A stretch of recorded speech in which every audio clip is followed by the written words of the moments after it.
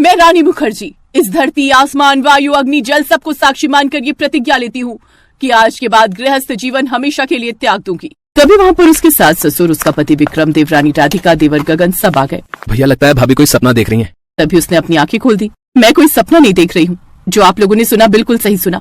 मैंने संन्यास ले लिया है, मैं गृहस्थ जीवन त्याग रही हूँ। और विक्रम जी, मेरे लिए जल्दी से एक बढ़िया सी भगवा रंग की साड़ी लेकर आइए।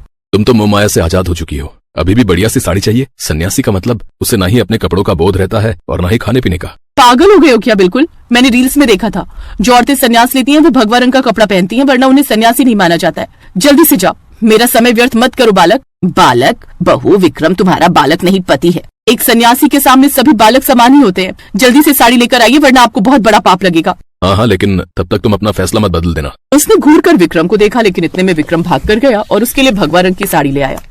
लेकिन वो संन्यास आखिर लेना क्यों चाहती थी, इसके लिए कहानी में थोड़ा पीछे चलना होगा।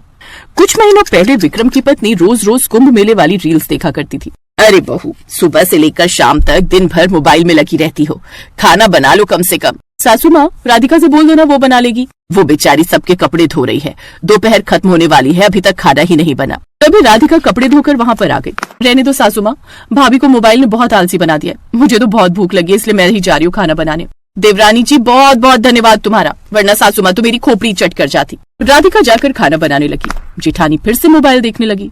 मोबाइल में वो किसी सन्यासी का प्रवचन देख रही थी। मैं मोह माया से तंग आ चुकी थी, और कहते हैं सन्यास में ही ईश्वर के दर्शन हो सकते हैं।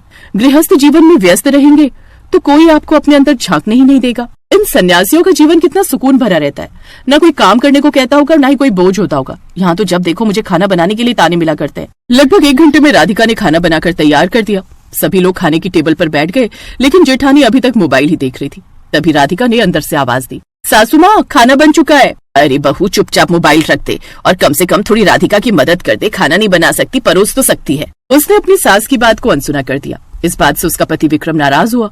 वो उठा, उसका मोबाइल छीना और जमीन पर पटक दिया। ये सब कुछ इस मोबाइल की वजह से ही हो रहा है। जब देखो तब मोबाइल में ही लगी रहती हो। कम से कम छोटी बहू का हाथ तो बटा लिया करो। मैं उसकी मदद करने वाली थी, लेकिन आपने मेरा मोबाइल तोड़ दिया। अब मैं कोई काम नहीं करूंगी। आप लोगों को खाना खा लीजिए, मैं नहीं खाऊंगी। ठीक है, मत खाओ, यहीं बैठी रहो। रहने दे बेटा, मैं ही छोटी बहू की मदद कर देती हूँ जाकर। राधिका और उसकी सास मिलकर खाना ले आई और सभी लोग खाना खाने लगे। ऐसे ही समय बीत रहा था। रात में राधिका की जेठानी को भूख लगी। वो उठकर वहाँ से जाने लगी, तभी उसके पति की नींद खुल गई। क्या हुआ, अब भूख लग गई ना? नहीं, मुझे कोई जरूरत नहीं है खाने की, मैं तो बस बाथरूम तक जा रही हूँ। बाथरूम का बहाना बनाकर वो किचन में गई। फ्रिज में देखा ढेर सारे फल मिठाई रखे थे, सारे उसने खत्म कर दिए।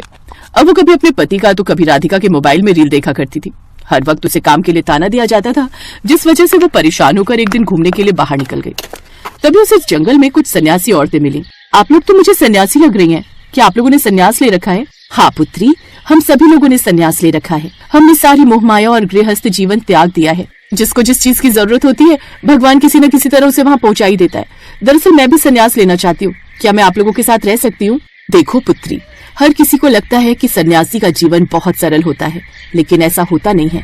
क्या तुम अपना घर, परिवार, रिश्ते, नाते, मोह माया सब कुछ छोड़कर यहाँ आ सकती हो? मैं बहुत तंग आ चुकी हूँ, मैं भी आप लोगों को ज्वाइन करूंगी। तो इस तरह जैसे ही वो घर गई, वैसे ही उसने सन्यास की घोषणा कर दी। अब कहानी एक बार फिर से वर्तमान में आ गई। विक्रम उसके लिए साड़ी ले आया। साड़ी पहनकर वो उन सन्यासिनियों के पास पहुँच गई। क्या बात है पुत्री, तुमने तो पहले ही वेशभूषा बना ली। लगता है सन्यास के लिए तुम बहुत ही आतुर हो। मैंने आपको कल ही बताया था ना, मेरा सन्यास लेने का बहुत दिनों से मन है। आज आप मिल गई तो मैं ये मौका अपने हाथ से कैसे जाने दे सकती थी। मैंने भी आज से अपना गृहस्थ जीवन त्याग दिया है। ठीक है, लेकिन कुछ दिन तुम्हारी परीक्षा चलेगी। हमें पता भी तो चले कि तुमने सच में मोह माया छोड़ दिया है या सिर्फ दिखावा ही है। मैंने सारी मोह माया पहले ही त्याग दी है। आप मुझसे कोई भी परीक्षा ले लीजिए, मैं सफल होकर दिखाऊंगी। तो ठीक है, फिर चलो हमारी कुटिया में रहो चलकर हमारे साथ। अब राधिका की जेठानी उन सन्यासियों के साथ रहने लगी। रात में सन्यासियों ने उससे कहा, चलो पुत्री, हम सब मिलकर अपने लिए भोजन बना लेते हैं। जीवित रहने के लिए खाना तो खाना ही पड़ेगा। आप लोग गाँव जाकर खाना मांगकर नहीं खाते क्या? मैंने तो सुना है जितने भी सन्यासी होते हैं वो सब लोगों से भिक्षा मांगकर खाते हैं। देखो पुत्री, हम सब गृहस्थ जीवन छोड़ कर आए हैं, तो अब उन्हें क्यों परेशान करना।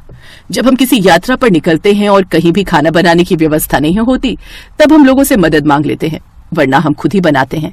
अगर तुम तैयार नहीं हो तो वापस लौट जाओ। नहीं नहीं नहीं, वापस तो मैं नहीं जाऊंगी। मैं आप लोगों की मदद कर दूंगी खाना बनाने में। जहाँ अभी तक वो घर में बिल्कुल भी काम नहीं करती थी, अब यहाँ पर उसे कम से कम 50 लोगों के लिए खाना बनाना पड़ता था। घंटों तक वो लोगों के साथ मिलकर खाना बनाती रही। पुत्री, लगता है तुम घर में बिल्कुल भी काम नहीं करती थी। तुम्हारे काम को देखकर ऐसा ही लग रहा है। खैर, धीरे धीरे सीख जाओगी। अगली सुबह 4 बजे ही सन्यासी ने सभी को उठा दिया। पुत्री, उठ जाओ, उठ जाओ, 4 बज गए, ब्रह्म मुहूर्त का समय हो गया है। जेठानी अंगड़ाइयां लेते हुए उठी। सोने दो ना विक्रम, अभी तो अंधेरा है। ये तुम क्या कह रही हो पुत्री? तुम सन्यास ले चुकी हो, तुम हमारे साथ जंगलों में हो। उठो जल्दी, जल्दी से नहा धो लो, हम सबको ध्यान में बैठना है। अब उसे मजबूरी में नदी के ठंडे पानी में सुबह 4 बजे ही नहाना पड़ा। नहाने के बाद वो सभी ध्यान में बैठ गई, लेकिन उसका ध्यान ही नहीं लग रहा था। ये सभी लोग अपनी आंखें बंद करके बैठे हैं। मैं पेड़ के सहारे बैठ जाती हूँ और सो जाती हूँ, किसी को पता ही नहीं चलेगा। वो चुपके से सरक कर पेड़ के सहारे बैठ गई और सो गई। लेकिन थोड़ी देर बाद ही वो पेड़ गिर गया। सभी सन्यासियों की आंखें खुल गईं। लगता है तुम्हारा ध्यान नहीं लग रहा है। चलो धीरे धीरे आदत हो जाएगी। यहाँ के पेड़ भी चार्ज हैं। तुम हमें धोखा दे सकती हो, लेकिन यहाँ के पेड़ पौधों को नहीं। तो इस तरह हर रोज 4 बजे ही उसे उठा दिया जाता था। खाना भी खुद ही बनाना पड़ता था, कपड़े भी खुद ही धोने पड़ते थे, लकड़ियां काट कर लानी पड़ती थी। इन सब से वो परेशान हो गई। इससे अच्छा तो मैं देवरानी जी की खाना बनाने में मदद कर देती।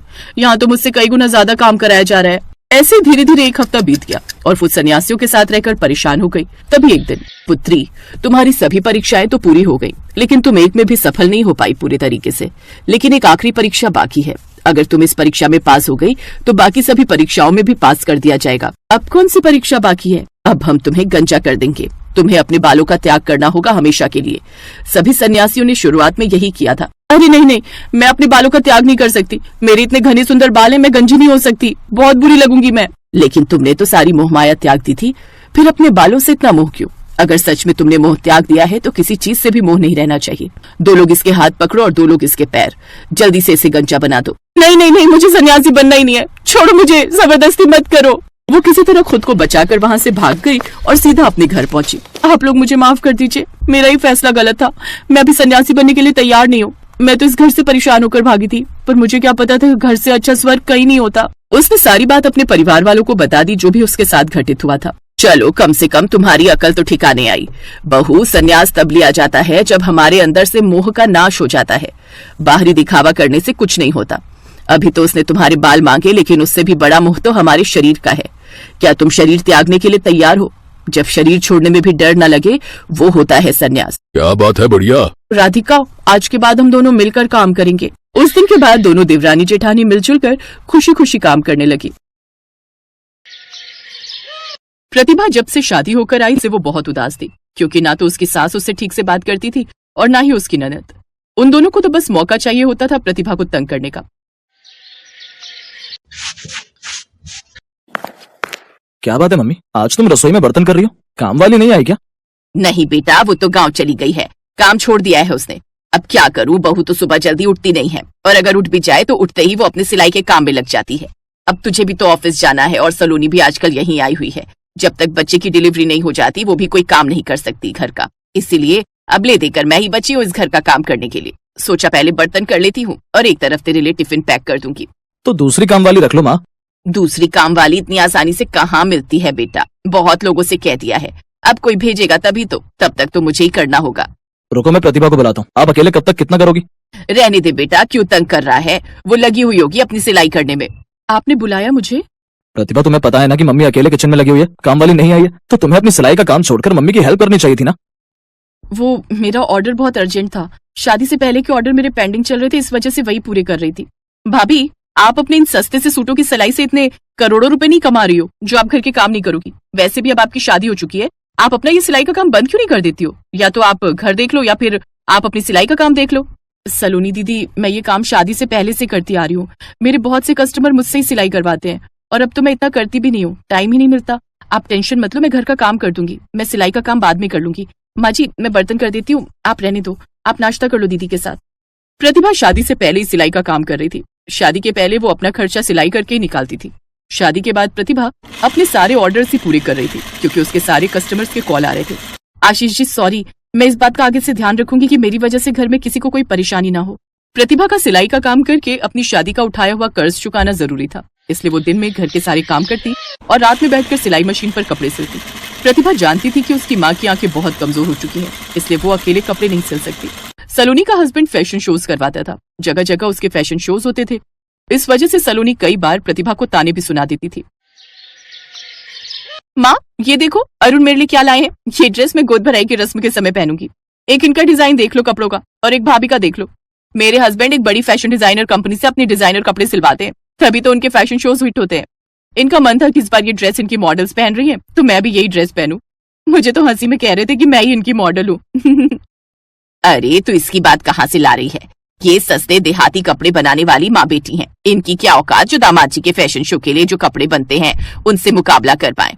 ला, मैं अलमारी में संभाल कर रख देती हूँ। अभी प्रतिभा की सास बात पूरी भी नहीं कर पाई थी कि तभी सलोनी का पति अरुण आ जाता है। अरुण बहुत घबराया हुआ था। क्या हुआ अरुण जी, आप घबराए हुए क्यों हो? प्रतिभा, दामाद जी के लिए पानी लेकर आ।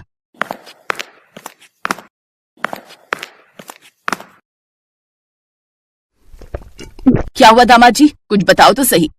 सलोनी, मैंने तुम्हें बताया था ना, आज रात को ही मेरा बहुत बड़ा फैशन शो होने वाला है। मैंने एक बड़े फैशन डिजाइनर को 100 लहंगे बनाने का ऑर्डर दिया था और मैंने पैसे भी एडवांस के दे दिए थे, पर वो फैशन डिजाइनर फ्रॉड निकला। वो मेरे पैसे लेकर ये देश छोड़कर यहाँ से कल रात को ही भाग गया। उसने मेरे जैसे बहुत से लोगों के पैसे खाए हैं। मुझे तो ये समझ ही नहीं आ रहा, मेरे शो की टिकट भी बिक चुकी है, स्पॉन्सर्स का पैसा लगा हुआ है, मैं तो बर्बाद हो जाऊंगा। मेरा पैसा तो डूबेगा ही, साथ में मेरा नाम भी खराब हो जाएगा। फिर कोई भी कंपनी मुझे फैशन शोज करने की परमिशन नहीं देगी। आपने पहले अच्छे से जांच पड़ताल क्यों नहीं की? मुझे भी समझ नहीं आ रहा कि अब कैसे होगा। मुझे तो घबराहट हो रही है। सलोनी, तू इस हालत में चिंता मत ले, तेरी तबीयत खराब हो जाएगी। कोई ना कोई रास्ता जरूर निकल आएगा। मैं अभी आशीष को फोन करती हूँ, शायद वो इस काम में थोड़ी मदद कर सके। मेरी आशीष से फोन पर बात हुई है, वो घर आ रहा है, पर मुझे कोई भी फैशन डिजाइनर कंपनी इतने कम समय में 100 लहंगे बनाकर नहीं दे रही। मैंने सबसे बात कर ली है। अरुण जीजू, आप टेंशन मत लो, मैं 100 लहंगे तैयार करूंगी। अभी 10 बजे हैं, आप अपनी मॉडल्स को तैयार रखिए, वो मेकअप वगैरह करके रेडी रहेंगी। मैं जैसे जैसे लहंगे तैयार करती जाऊंगी, आप मॉडल्स को देते रहना।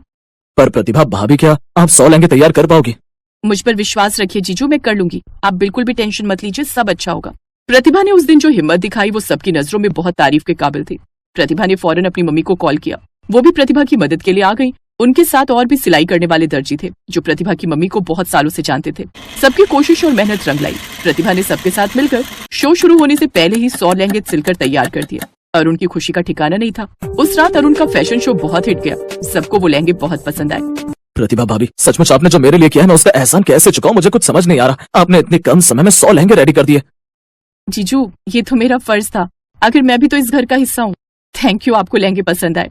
प्रतिभा भाभी, मुझे आपको सॉरी बोलना है। मैं तो हमेशा आपसे गलत ही बोलती रही, पर आपने तो आज मुसीबत के समय हमारी मदद की है। प्रतिभा बहू, अब से तुम्हें इस काम के लिए कोई नहीं टोकेगा। आज तुम्हें और समधन जी को दोनों को सिलाई आती थी, और समधन जी की मदद से और भी टेलर हमारी मदद को आ गए। मैं तो सबको दिल से शुक्रिया कहती हूँ। नहीं नहीं, इसमें शुक्रिया की कोई बात नहीं है बहन जी, आप सब हमारे अपने हो। और फिर प्रतिभा की लाइफ में सब कुछ ठीक हो जाता है। उस दिन के बाद उसके ससुराल में सब उससे सम्मान से व्यवहार करते थे, उसे बहुत रिस्पेक्ट देते थे। अब घर में सबके साथ साथ आशीष भी प्रतिभा के काम की रिस्पेक्ट करता था।